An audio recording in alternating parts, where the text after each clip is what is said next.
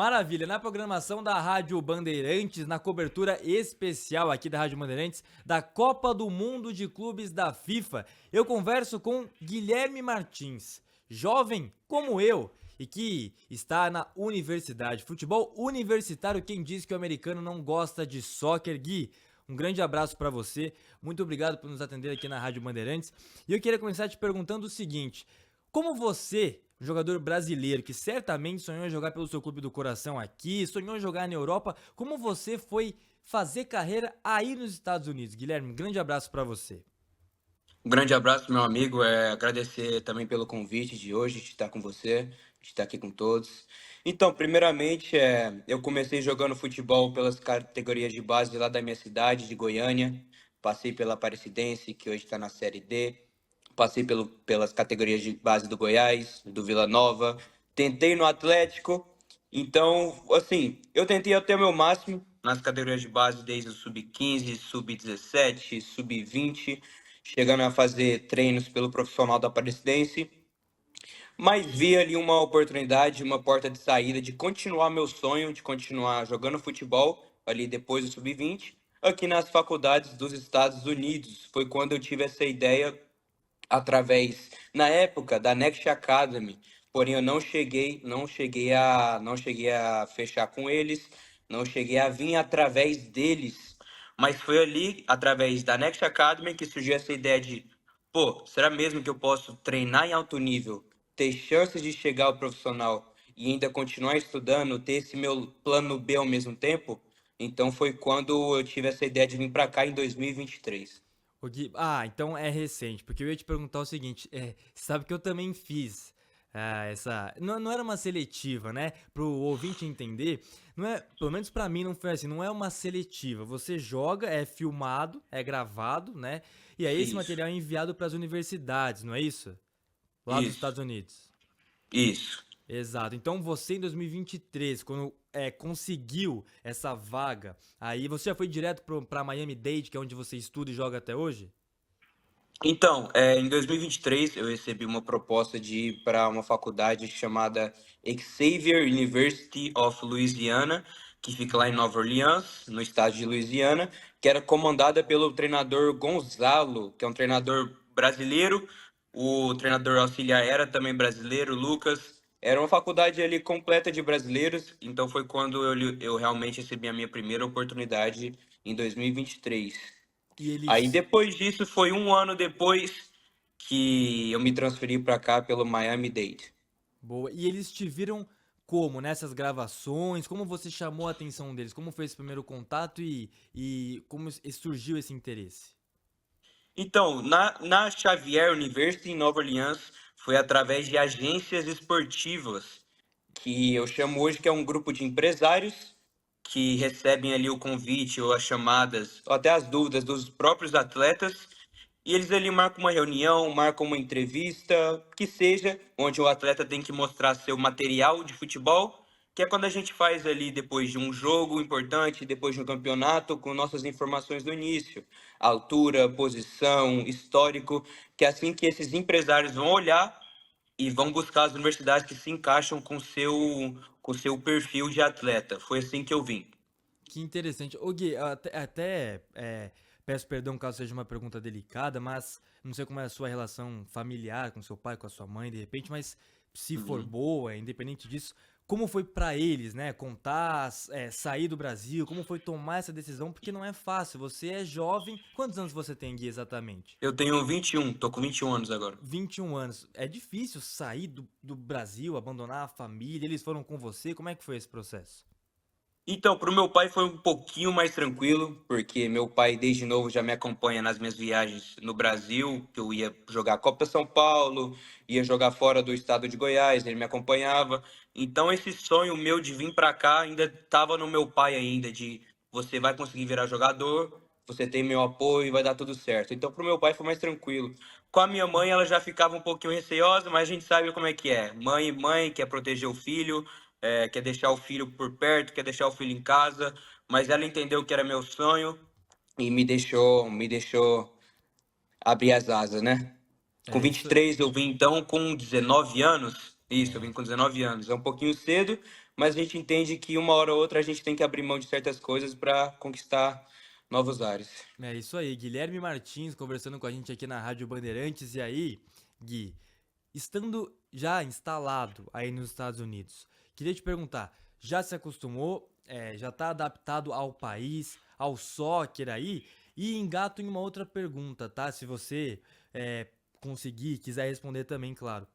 Você sente uma diferença muito grande do trabalho de base dos Estados Unidos com o Brasil? E aí eu me estendo para te explicar o porquê da minha pergunta.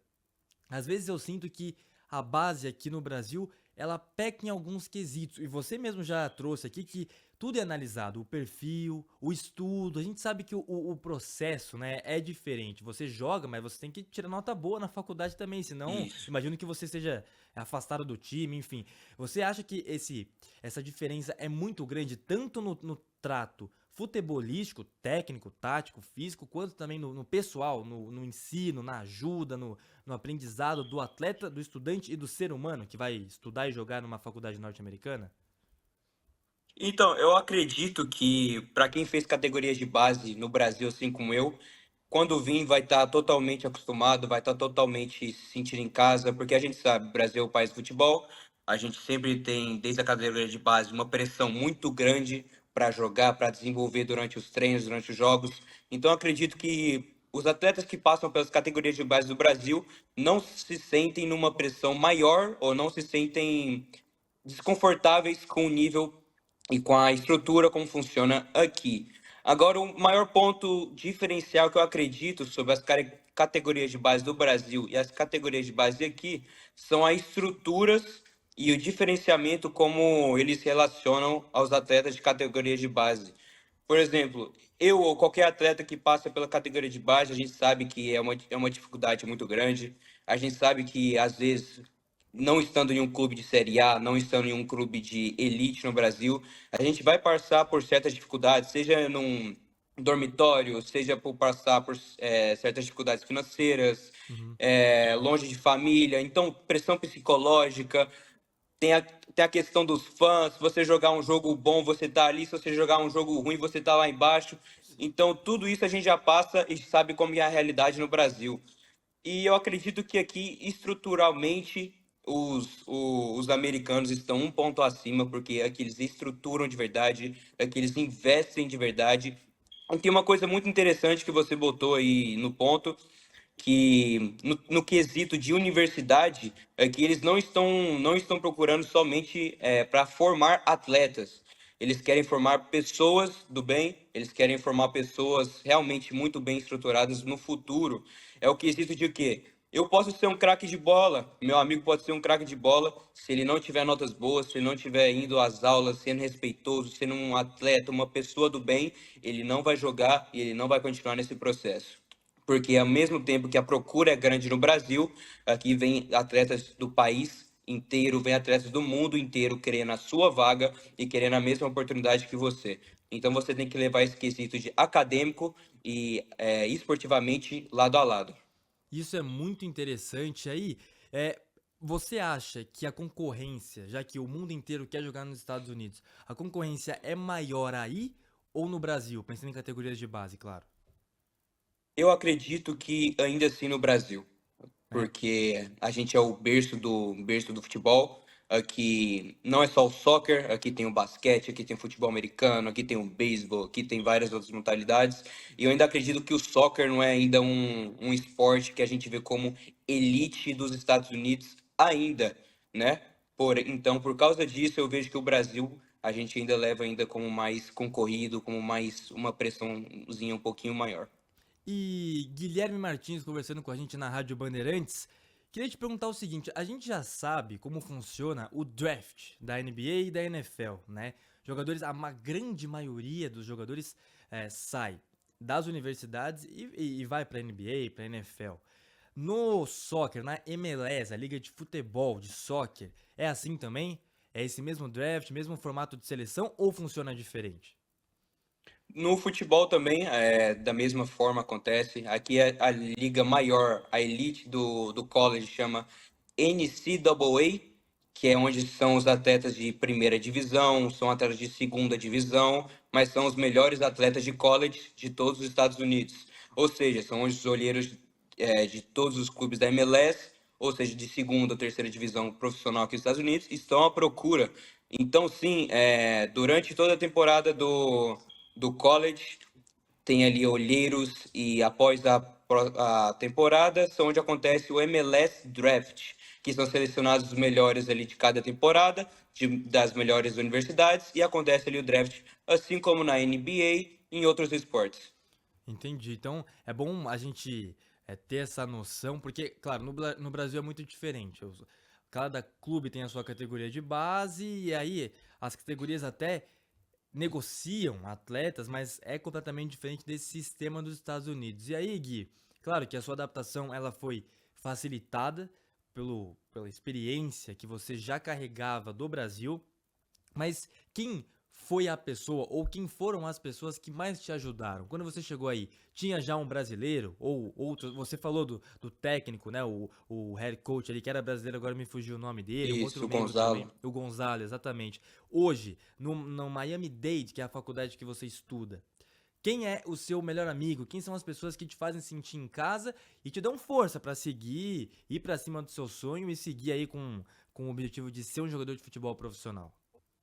Eu acredito que em questão de me levantar para cima sempre que eu preciso, em questão de apoio, porque você sabe, a gente que é estrangeiro, a gente sempre vai ter algumas dúvidas sobre, seja quesito financeiro, seja de documentação, sempre ali a gente vai ter alguma coisa que a gente ainda não é familiar. Então eu acredito que hoje eu puxo primeiramente meus empresários, que é o Marcelo Norton, que é o João, da empresa Inter Sports, que inclusive foram eles que me trouxeram para cá. E os dois hoje moram aqui em Miami. Então, qualquer dúvida, qualquer coisinha, qualquer apoio que eu preciso, são eles que me suportam. E dentro do Miami-Dade, eu diria que o nosso diretor, o Mike Balado, que é hoje o responsável por me dar total apoio aqui dentro da universidade. O Gui, você citou a questão da documentação, só uma dúvida mesmo. Com o Trump na presidência, essa retomada de posse que ele teve aí na última eleição, você ou alguém próximo do time, talvez, já teve algum problema de regulamentação, de passaporte, de visto, esse tipo de coisa? Porque tem sido uma questão bastante importante e relevante, né, nesses últimos meses com o Trump no comando. Isso. Então, eu acredito que para os atletas que já têm seu visto de estudante normais ou ainda tem os vistos de estudantes que ainda têm algum tempo para ser esperados, estão totalmente tranquilos. Eu ainda não ouvi nenhum problema. Porém, aos novos estudantes internacionais, quando a faculdade vai mandar seu visto e a gente está na hora de marcar o agendamento na Embaixada Americana, a gente não está achando nenhum agendamento disponível, que é onde a gente ele está barrando em questão do Trump, em questão dos vistos de estudantes internacionais não estão sendo disponibilizados por enquanto. Entendi, entendi. Bom, é bom o esclarecimento também, né? É uma situação momentânea, mas que com o Trump, Isso, né, nessa atitude que ele tem tomado, tem sido cada vez mais comum, essa dificuldade que isso. acaba interrompendo sonhos, como por exemplo você é, conseguiu realizar de estar aí hoje. E pensando nisso, Gui, queria te perguntar qual é o seu estágio hoje pensando em profissionalização, ou seja, você já pode se inscrever no draft, no processo de seleção, você já vislumbra aí num curto, médio prazo uma oportunidade em uma equipe profissional dos Estados Unidos ou ainda está longe para você? Bom, eu acredito que minha faculdade tem total estrutura e total apoio com o time que a gente tem, com o staff que a gente tem, por exemplo, meu treinador, o Giuseppe, ele era o treinador do Inter Miami 2, então nosso staff está bem competente em relação a isso, mas eu acredito que, como minha faculdade é uma faculdade de 2 anos, porém uma faculdade de primeira divisão. O próximo passo seria entrar para a Liga NCAA, para depois ver a questão de profissional, depois ver essa questão de draft, questão de Uhum. oportunidades no próximo nível. Entendi, entendi. Maravilha. Você acabou de falar há um tempo atrás que o futebol ainda não é, e isso é evidente, claro, o esporte mais popular dos Estados Unidos e talvez nunca seja, né? Já que o futebol americano e o basquete dominam. Mas, principalmente entre os jovens, o gosto tem crescido, não só porque você joga Com em um time de certeza. futebol. Como você enxerga isso não só na universidade, mas fora dela também? Eu tenho acompanhado os seus stories no Instagram, você tá em vários jogos, os estádios estão sempre cheios, e não me parece que são só gringos, os norte-americanos estão aproveitando e estão assistindo o futebol. É isso mesmo? Tá crescendo entre os jovens e o público geral? Sim, na minha opinião, está crescendo bastante. Desde que a chegada do Messi ao Inter Miami, vem crescido bastante. E pode ter certeza que desde as crianças de hoje americanas estão se mostrando mais interessadas ao soccer, estão se mostrando mais interessadas ao próprio futsal. Eu acredito que daqui a uns anos vai crescer ainda mais. Talvez, igual você falou, não seja a maior potência ainda dos Estados Unidos, porém eu acredito que vai crescer muito mais com a Copa do Mundo de clubes que está acontecendo agora, com a Copa do Mundo que vai acontecer ano que vem. Então a própria FIFA, o próprio sistema do futebol está empurrando os Estados Unidos para elevar esse esporte cada vez mais. Isso é o que eu acredito. E pensando na Copa do Mundo de clubes, já rolando, já pegando fogo, dos times que você assistiu no estádio, assistiu da TV e tudo mais, quem você enxerga hoje como o favorito ao título? Porque os europeus não estão lá essas coisas, hein, Gui? Bom, eu acredito que dos jogos que eu vi, eu gostei muito do jogo do PSG e do Bayern de Munique. Eu É, achei que hoje o Real Madrid ia jogar um pouquinho melhor, mas não desenvolveu como eu achava. E em relação aos times, por exemplo, Boca Juniors, ou por exemplo, os times brasileiros, eu gostei muito do jogo do Botafogo, do Fluminense. Em quesito, o Botafogo no segundo tempo deixou um pouquinho a desejar. Porém, eu acredito que está uma competição muito boa, que os times brasileiros ainda vão chegar para surpreender muita gente. a minha pergunta não foi muito boa porque o Bayern enfiou 10 no Auckland City, né? 10 a Mas eu digo assim, 0. tirando o Bayern e PSG, todos os outros europeus, pelo menos a grande maioria deles, sofreu, né? Então é algo pra gente ficar de olho. Você já falou dos brasileiros, gostou do Fluminense, gostou do Botafogo, Palmeiras também tem jogado bem na competição. Entre os clubes brasileiros, quem você enxerga como aquele mais provável, com mais chances de chegar mais longe, quem sabe um título? Eu não me recordo do calendário dessa Copa do Mundo de clubes dos times brasileiros, porém eu gostei muito do jogo do Fluminense contra o Borussia, que eles jogaram muito, muito bem, surpreendeu bastante. Eu acredito que eles mereciam a vitória contra o Borussia no primeiro jogo. Então, meu voto ali vai para o Fluminense e o Flamengo, não deixando o Flamengo de lado. O Flamengo é meu time do coração, então eu espero muito que o Flamengo também surpreenda junto com o Fluminense. Legal, maravilha. Ó, é o seguinte, Gui. Nessa Copa do Mundo de Clubes, a gente tá vendo um equilíbrio muito grande, certo? E o mais legal é ver esse interesse do público crescendo, os estádios cheios e tudo mais. Você falou sobre a Copa do Mundo de Seleções no ano que vem. Queria te perguntar em relação ao espetáculo, porque o norte-americano dá aula de eventos, de saber promover o evento. Você enxerga que o país está lidando bem com a Copa do Mundo de clubes em questão de segurança, você que tem ido aos estádios assistir aos jogos, e também financeiramente, questão de marketing, o evento está legal de se acompanhar, de se viver aí de perto? Eu acredito que em relação a marketing, em relação a espetáculo, os Estados Unidos dá show. Eu acredito que não só para o soccer, mas para todos os outros esportes, os Estados Unidos não vende apenas o jogo, eles vendem a experiência dos torcedores.